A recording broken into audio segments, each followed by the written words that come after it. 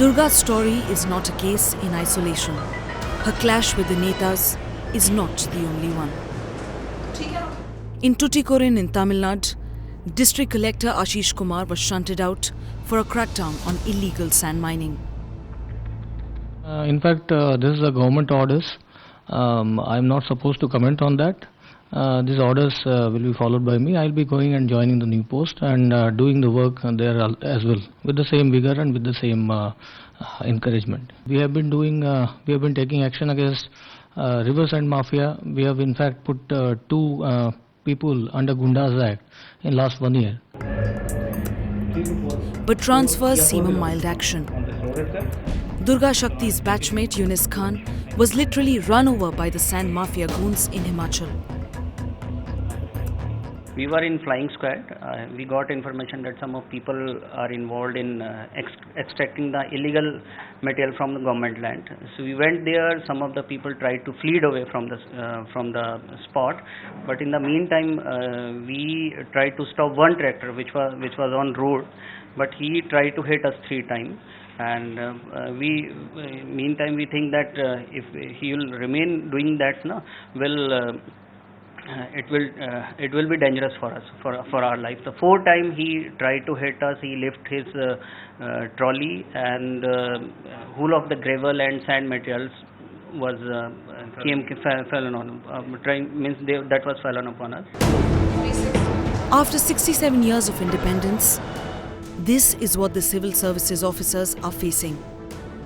This is the kind of insult and punishment they are meted out for discharging their duty, for standing by what is right. There are still people in the service who can stand up, who can fight evil forces.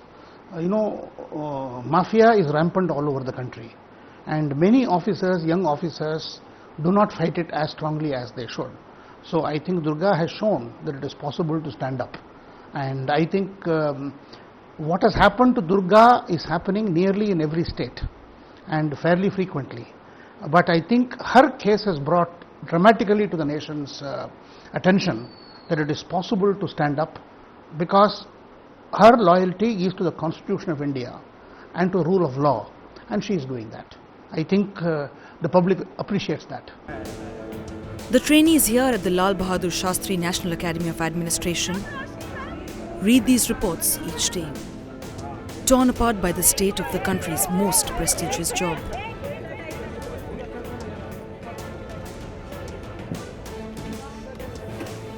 We are actually born to the cadre that we go to. So in a sense, there's not too much that the state can do. For example, in Durga Shakti Nagpal's case, and I think this is a very fortunate event that happened, the kind of support that is generated and the kind of media attention that we're getting on our jobs, the kind of pressures that we face. But I think it's a good thing, because the states can at best suspend us, they cannot remove us from service. And that's a kind of a check that is very, very powerful. So at the end of the day, Durga Shakti Nagpal will come out strong. The kind of support that she has got is probably something which you would have not seen around 20 years back, so for the service seniors.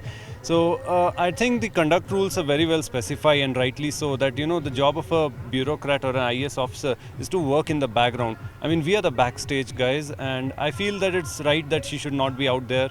That's a politician's job to give statements. I feel it's totally right on her part to stay silent. The kind of support she is getting, it's so confidence building, and our morale is also very high because of that.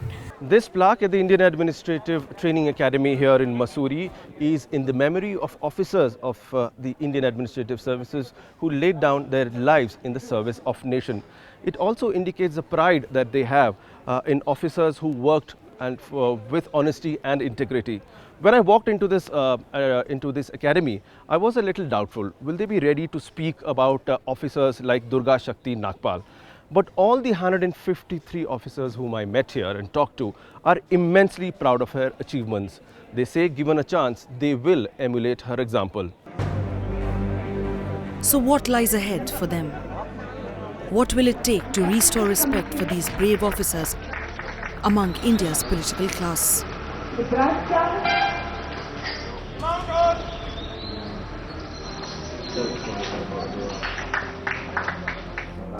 Because what we found inside the IAS Academy has put all doubts to rest.